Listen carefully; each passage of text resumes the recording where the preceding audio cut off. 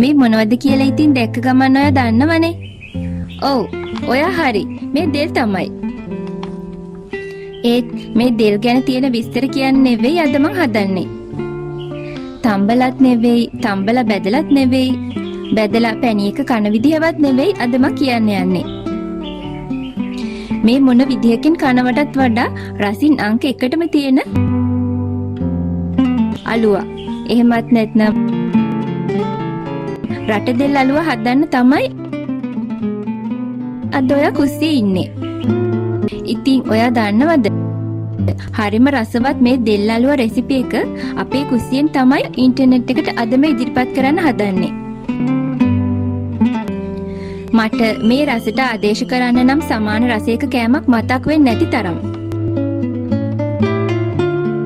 බැදුණු දෙල් කෑලි පැණිත් එක්ක මිශ්‍ර වෙලා හැපෙද්දි කියලා නම් වැඩක් නැහැ රසය ගැන නම්. ඒත් මම මෙහෙම කියන්නම්, අපි අලුත් අවුරුදු කාලයට හදන මුං කැවුම් ඒ වගේද කියලාත් හිතෙනවා. හැබැයි ඊට වඩා ගොඩක් වෙනස් රසයක් තියෙන්නේ.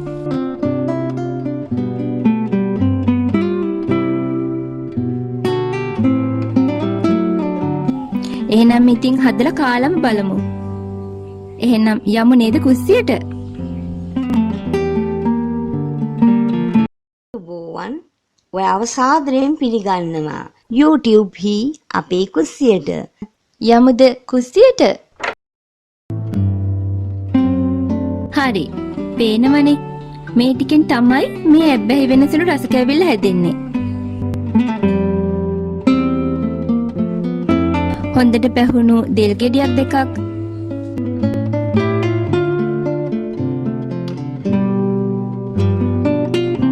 හාල් පිටි ග්‍රෑම් 250ක්, පොල් පැණි බෝතල් භාගයක් විතර, පොල් තෙල්, ඒ වගේම මේ ලුණු ස්වල්පයයි.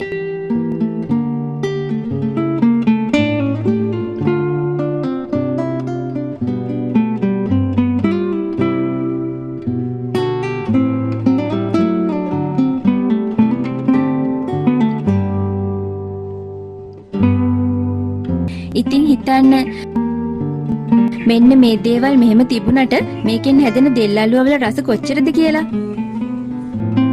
හරි, අපි දෙල් ගෙඩියක් පුතු ගහගමු. මෙතන දෙල් ගෙඩි දෙකක් තිබුණට එක ගෙඩියක් තමයි අපේ වැඩේට අරගන්න හිතුවේ. ඉතින් ඔයාටත් එක දෙල් ගෙඩියක් තිබුණත් ඇති මං වගේම ගෙදර හදලා බලන්න.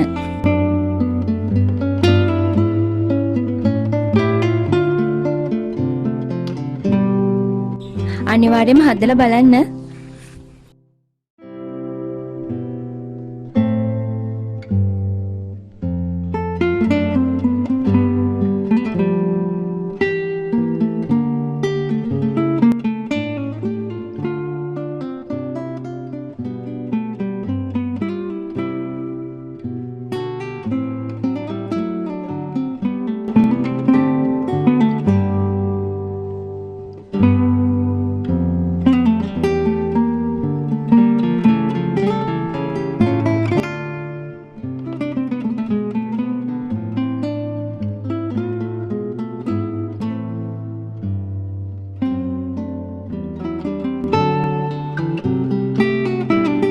දැන් මම සුද්ධ කරපු ගෙඩිය ටිකක් සේදුවා කිරි කහට යන්න.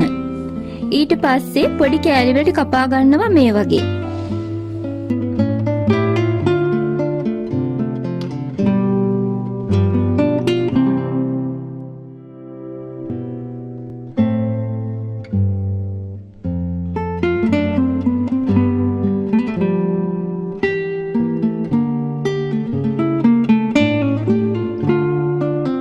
තවත් මේ වගේ චූටියට කූරු වගේ වෙන්න කපා ගමු.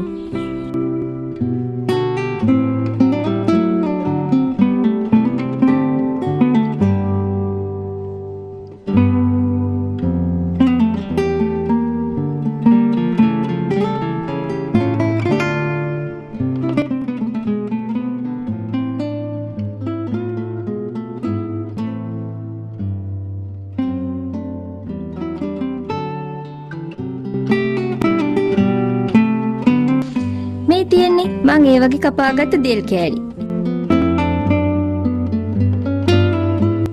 කූරු ටික.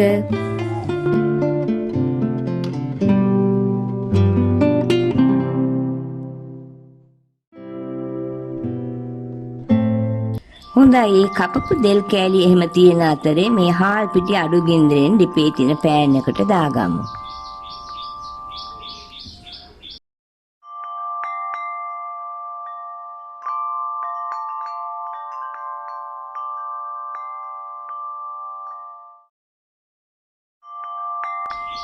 ටිකක් රත් වෙන්න කලවම් කරගමු.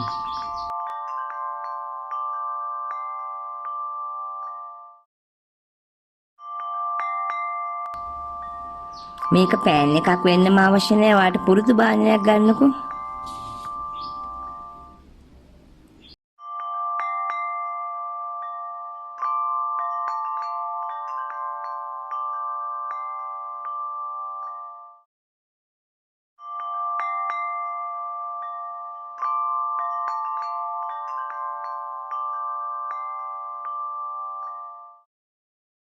සමහර අයට නම් දැක්ක ගමන් මේ මල් අඳුන ගන්න පුළුවන් නැති. කොහොමද ඔයාට? ඔයාට පුළුවන් ද අඳුන ගන්න මේ මල?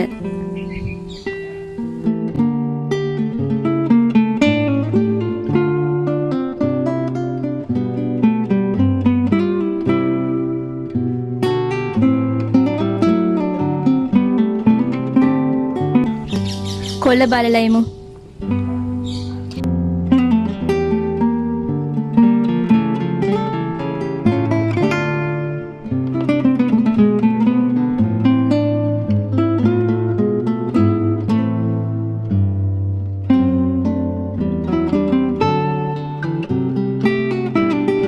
දැන් පුළුවන් නේද අඳුන ගන්න? ගොඩක් ගුණදායක ශාකයක් තමයි මේ. ඔව් මේ තමයි තෙබු. ඉතින් මේ තෙබු මලක්. තෙබු ගහේ අලුතින් පිපුණු තෙබු මල ලස්සනයි නේද? ඔව් ටික වෙලාවක් සාමාන්‍ය ගින්දරෙන් මේ පිටි හොඳට බැදිලා තියෙන්නේ.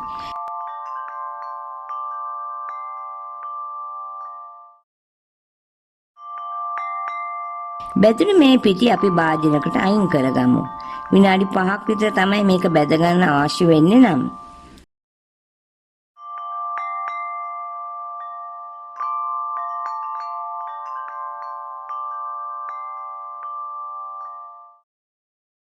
මුලින් අපි මේකෙන් පොල් කටු හැන්දක් එකමාරක් විතර අයින් කරගමු.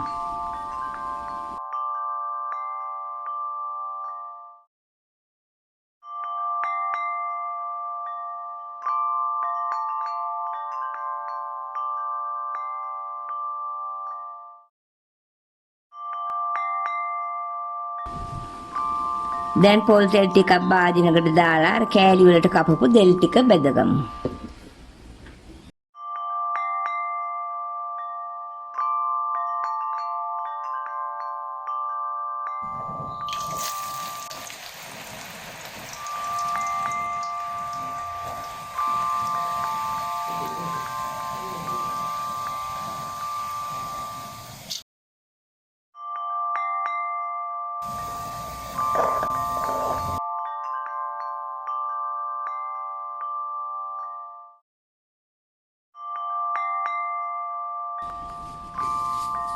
හොඳට හයියට බැදගමුකෝ.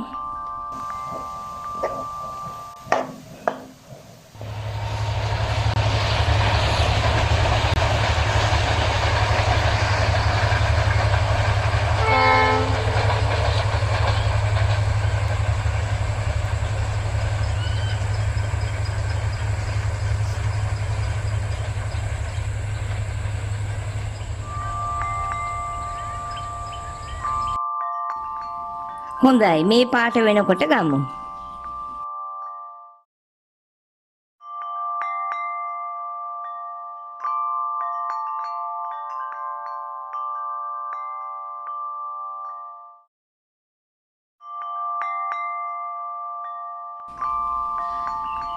මේ බලන්න හොඳට හයියට බැදිලා තියෙනවා.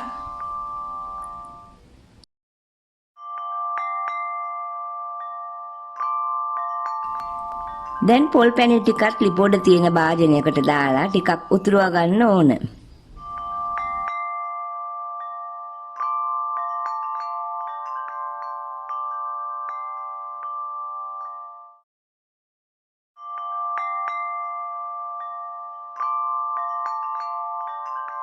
දැන් හොඳට උතුරුගෙන එන වෙලේ අපි බැදගත්තු දෙල් කෑලි ටික දාගමු.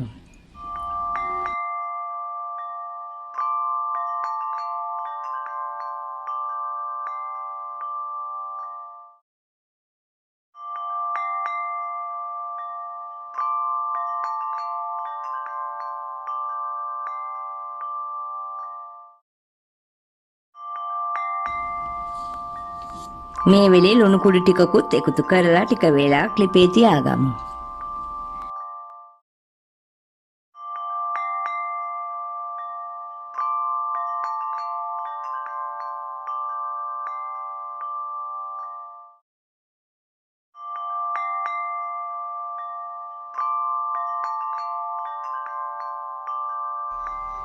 මතකයි නේද මං කලින් පෙන්නුව තෙබුමල් පොහොට්ටුව? මේ බලන්න ඒකෙන් මතුවෙලා තියෙන සුන්දර මල.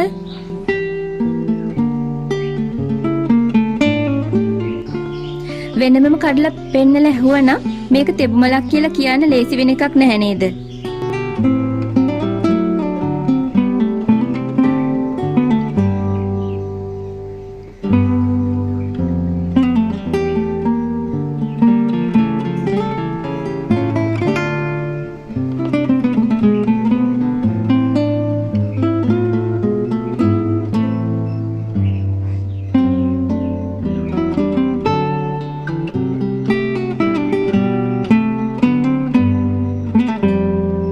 මේ තියෙන්නේ විශ්මිත ඖෂධීය තෙබු ගහෙන් මතුවන සුන්දරත්වයක්.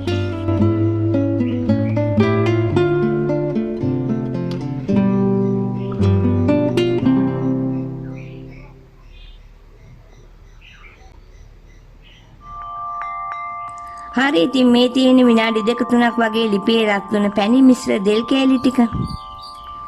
දැන් මේ දෙල් කෑලි වලට හොඳට පැණි උරාගෙනයි ඇත්තේ. මේ වෙලේ තමයි අපි කලින් බැඳගත්තු අර හාල් පිටි එකතු කරන්න ඕනේ.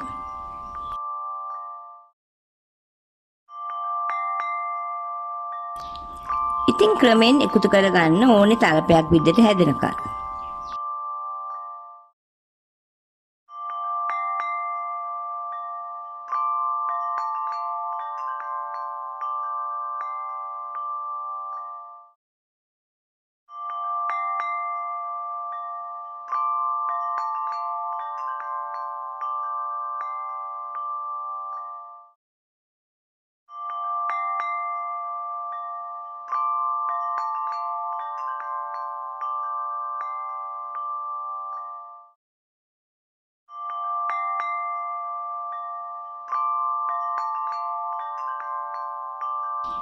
පේනව නේද දැන් ටිකක් තද ගතියක් ඇවිත් තියෙනවා. දැන් සේරම හොඳට මිශ්‍ර කරගෙනයි තියෙන්නේ.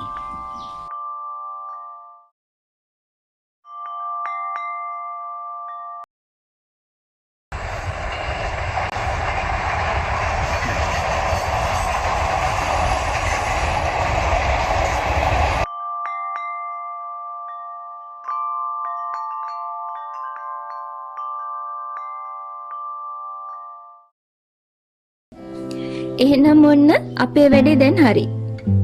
මම කලින් කපාගත්ත කෙසෙල් කොලයකට හාල් පිටි ටිකක් අතුරලයි මේ තියෙන්නේ. ඒක උඩට අපේ මේ රස වෑහෙන පැණි තෙල් අලුව ටික දාගෙන පැතලියට තුනී කරගමු.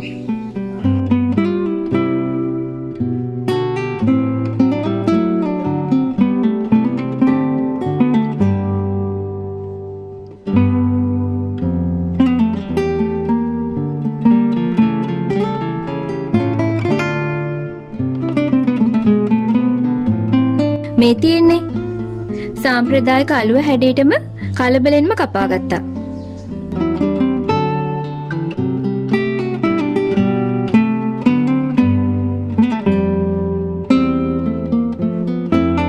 දැන් ඉතින් මං අමාරුම හරිය ඔයාට කරලා පෙන්නන්නම්කෝ.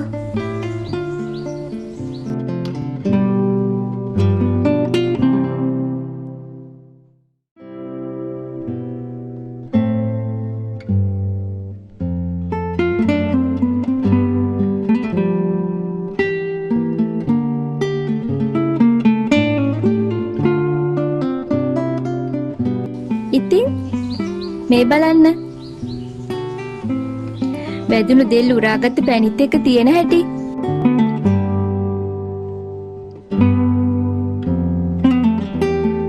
මේ ටික කන එක ගැන නම් ඉතින් කියන්න ඕන නැහැ නේද? ඔන්න පැණි දෙල් අලුව අපි තමයි හැදුවේ කියලා ඔයාට ලොකු නිහතමානී සතුටකින් තමයි මේ කියන්නේ.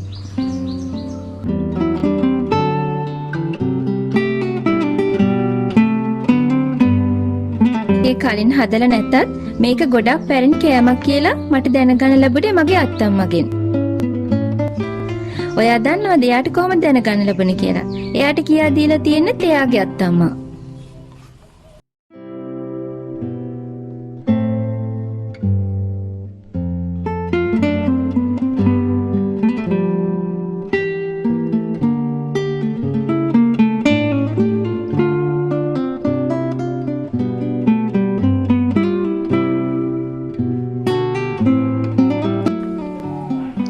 ඉතින් රස ගැන කියනවා නම් මට ඔයාට ඕන තරම් කියන්න පුළුවන්.